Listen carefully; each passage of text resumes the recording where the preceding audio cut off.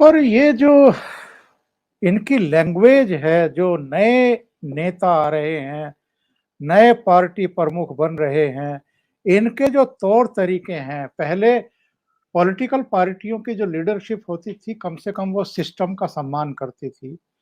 वो चाहे आपके सामने आकर के दरोगा भी खड़ा हो जाए, एक एएसआई भी खड़ा हो जाए और वो ये कहे कि साहब धारा 144 लगी हुई है, आप वापस चले जाइए, तो बड़े आराम से उसके आदेश का पालन करके वहीं से वापसी कर लेता था बड़े से बड़ा नेता।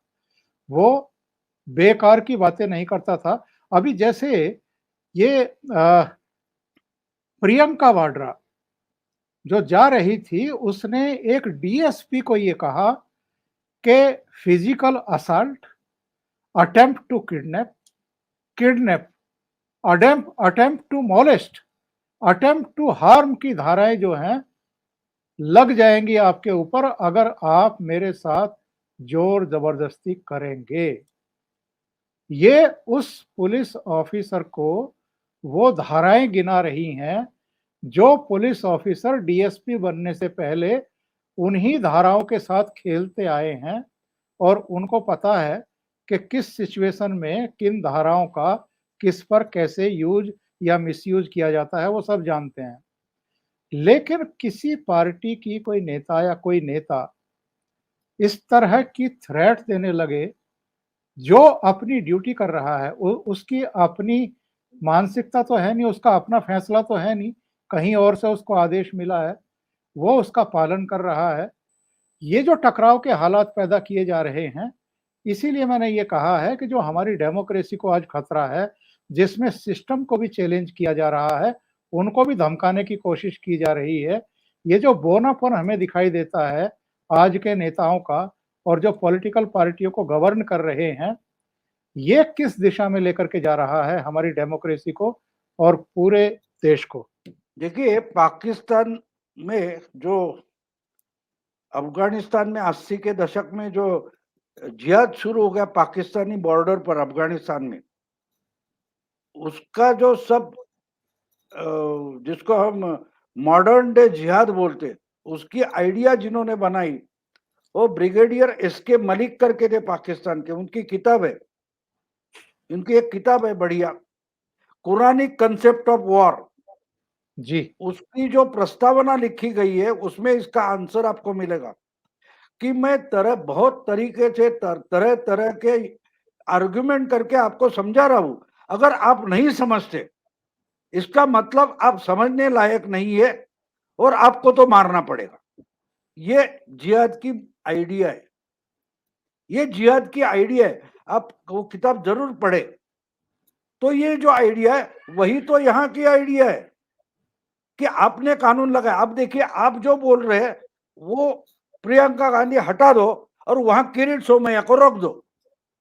तो फर्क क्या था? किरीट सोमैया को मुंबई से कोल्हापुर जाने के लिए रोका गया था। अब कोल्हापुर डिस्ट्रिक्ट तो और मुंबई, इसके बीच में कम से कम 4 डिस्ट्रिक्ट है। तो कोल्हापुर डिस्ट्रिक्ट की जो ऑर्डर है वो मुंबई में इंप्लीमेंट की जा रही है। तो वो डेमोक्रेसी है, वो डेमोक्रेसी है।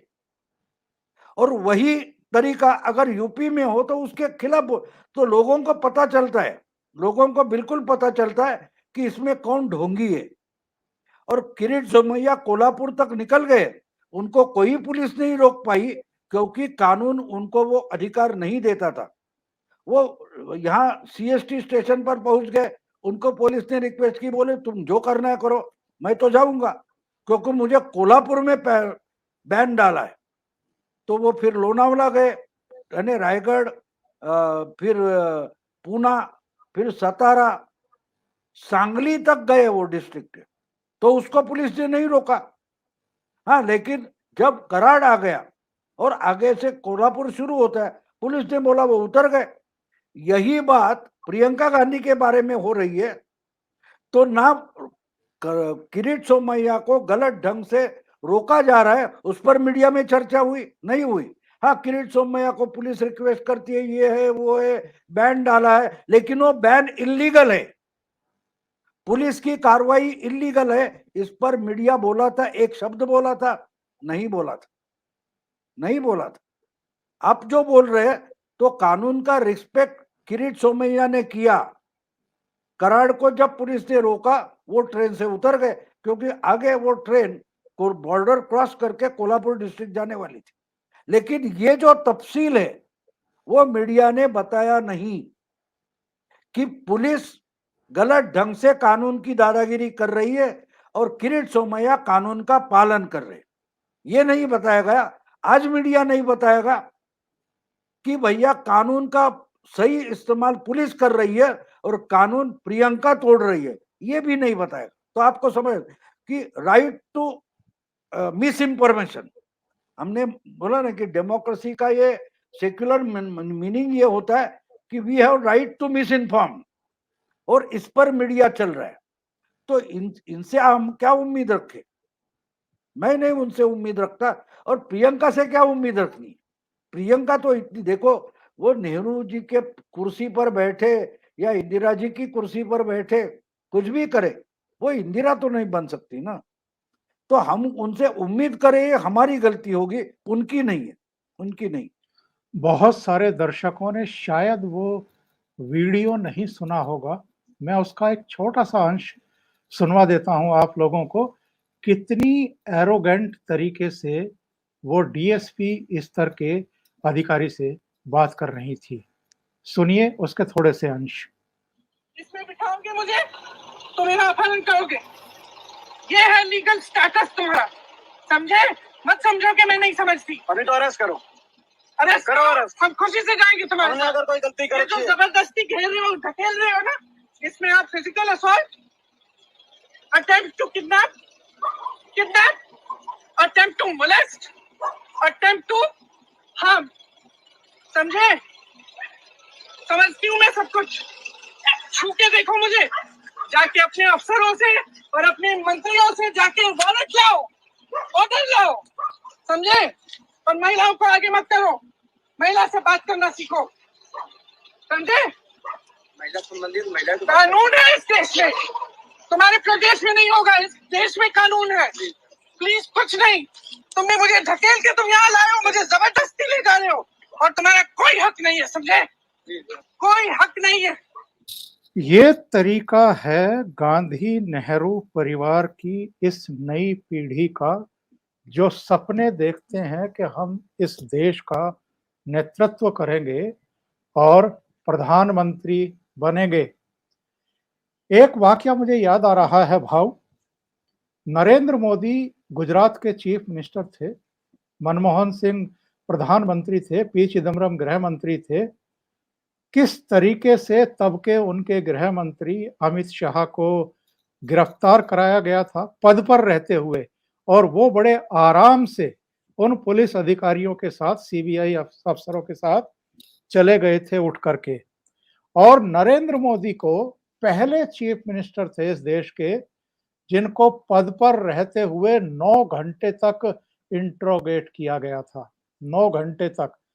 और जो इंटरोगेट करने वाला अधिकारी था, बाद में उसने एक इंटरव्यू में ये कहा था कि उन 9 घंटों में हमने नरेंद्र मोदी को पानी ऑफर किया था, चाय ऑफर की थी, हमने उनको खाने के लिए पूछा था कि आप खाना खाना चाहेंगे, उन्होंने कुछ नहीं लिया था और बहुत आराम से बैठ करके हमारे तमाम सवालों के जवाब दिए थे। एक तरफ कानून का सम्मान करने वाले वो लोग हैं और एक तरफ डिटेंशन करने के लिए पहुंचे डीएसपी स्तर के अधिकारी के साथ उसके सिर पर चढ़ करके बात करने वाली प्रियंका वाड्रा है। इस अंतर को कैसे आप ऑब्जर्व करते हैं भाऊ? वो चोर मचाए शोर, दूसरा क्या है? चोर मचाए शोर। ये जो मैं समझती हूँ देश में कानून है, आपको याद है बाबा रामदेव का जो रामलीला मैदान पर धरना चल रहा था, 4 उसमें जून की रात को अचानक जी पुलिस ने धावा बोल दिया, उसमें एक औरत हार्ट अटैक से मर गई थी। ये इनको मालूम नहीं है, ये इनको मालूम नहीं है। और तो और उस वक्त मुझे याद है कि निर्भया कांड हुआ था और राहुल गांधी के घर पर युवक कांग्रेस के ही लड़के गए थे और बाहर आकर कम से कम हमको एक कोई 4 लाइनें बता दो करके बोल रहे थे, उन पर लाठी चली थी। तब ये बिटिया कहाँ बैठी थी? ये कानून सिखा रही है, क्योंकि ये छीड़ रही है इसलिए कि मैं ही कानून हूं, मैं ही कानून हूं, तुम मुझे कहाँ का कानून दिखा रहे हो। ये जो गुस्सा है वो गुस्सा है। और एक तरीके से आप समझ नहीं पा रहे, योगी हो या मोदी हो, वो उनको हाथ नहीं लगाते, लेकिन इनको इंटेलेक्चुअली नंगा कर रहे हैं कि देखिए यही लोग हैं। क्योंकि लोग इनको उनको लगता है वैसे लोग अभी उल्लू नहीं बुद्धू नहीं रहे। लोग ये कंपैरिजन करते हैं कि रामलीला पर तुम्हारी पुलिस ने क्या किया था, अन्ना आंदोलन में तुम्हारे पुलिस ने क्या किया था। अन्ना हजारे को जिस दिन धरने पर बैठने वाले थे उसी दिन सुबह सुबह जहां मुक्काम था वहां से उठाकर ले गए थे ना। तो ये गाली गलौज या गुस्सा अन्ना हजारे ने निकाला था। अन्ना हजारे की बात छोड़ो, उस वक्त किरण बेदी को भी उठाया था, तो वो तो पुलिस थी, उसने कानून बताया था, सामने वाले पुलिस को नहीं बताया था। तो ये बोल रहे ये चोर मचाए शोर है, लोग समझते, लोग बिल्कुल समझते। और इसलिए तो अमेठी इनके कारण राहुल गांधी हारे हैं ना। अमेठी कौन चलाते थे? यही चलाते थे। तो 5 साल सिर्फ किसी ने बैठना चाहिए था, स्मृति ईरानी वहां जाकर बैठ गई और ये लोग अमेठी हार गए। बिल्कुल सीधी बात है, कोई बड़ी बात नहीं है। तो ये चिल्लाने दे, देखिए इसमें एक बात होती है, ये हमको इरिटेट, हम जैसे सुनने वाले 90% 95% लोग इनको सुनते भी नहीं है, लेकिन हम सुनते हैं, इसके लिए बोल रहे हैं। अगर हम भी सुनना बंद कर दे और मीडिया दिखाना ही बंद कर दे तो क्या होगा? आजकल चंद्राबाबू नायडू को कोई दिखाता है, इसका मतलब चंद्राबाबू है ही नहीं, ऐसा मानोगे? जिसने पहली बार, जिस पार्टी ने पहली बार मोदी सरकार के खिलाफ अविश्वास प्रस्ताव लाया था लोकसभा में 2018 में, उसके बाद वो चंद्राबाबू हर दिन हर जगह आपको हाथ ऊपर कट लेकर इन्हीं सोनिया गांधी, मायावती, अखिलेश के साथ दिखाई देते थे। आज दिखाई जी जी देते? क्यों नहीं दिखाई देते? क्यों नहीं दिखाई देते? क्योंकि हम उन्हें देखना नहीं चाहते, आम जनता उनको देखना नहीं चाहती। शरद यादव का है बताइए, तो थोड़ा धीरज रखिए। लोग जब ऐसे इनको दिखाने वाले जो चैनल है उनको अगर लोग देखना बंद कर दे तो ये गायब हो जाएगी। जब तक हम इन पर चर्चा करेंगे ये दिखती रहेगी, ये दिखती रहेगी।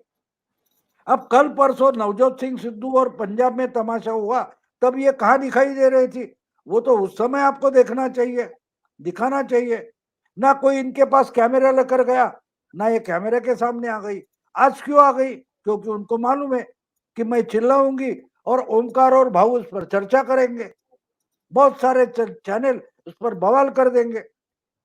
अगर इनका पिक्चर नहीं चलेगा तो इनका कोई कैमरा पकड़ेगा ही नहीं, इतनी सीधी बात है। ये समझने की जरूरत नहीं है। ये मैं मानता हूं कि चोर मचाए शोर है और आम जनता को बिल्कुल समझ में आया है, इसलिए इनको दिखाने वाले वो चैनल खत्म हो गए। एनडीटीवी कोई देखता है और रोते हैं कि हमको यहां से निकाल दिया, इस प्लेटफॉर्म से निकाला गया, क्या बोलते हैं वो, प्राइम टाइम से निकाला गया। रोते हैं ना, क्योंकि दिखाते रहो प्रियंका को। जिस चैनल ने ये दिखाया वो चैनल भी उस लाइन पर जाएगा, फिर आप चर्चा किस पर करोगे? तो वो चैनल देखना बंद कर दो, अपने आप में इनकी आवाज नीचे आ जाएगी, क्योंकि इनका कोई दिखाएगा नहीं, रिकॉर्ड करेगा नहीं। बाकी लोगों ने समझ लिया है। अभी अभी तो बार बार छोटे छोटे चुनाव हो गए, इसमें इनकी औकात क्या है ये लोगों को पता चल गया। तो इनको हम अपनी ऊर्जा और अपना टाइम क्यों दे रहे? हम देखो, जो सुधरने वाला नहीं उस पर मेहनत नहीं करते। कहीं कहीं एक्सीडेंट हो जाता है तो मरा हुआ है उसको वही छोड़ देते हैं, वो जिंदा है उसको पहले अस्पताल लेके जाते हैं। आप ऐसी जो बातें हैं वो क्यों लेके आते हैं अस्पताल में? इन पर उपचार करने की जरूरत नहीं है। इन पर टाइम नहीं खत्म करना है।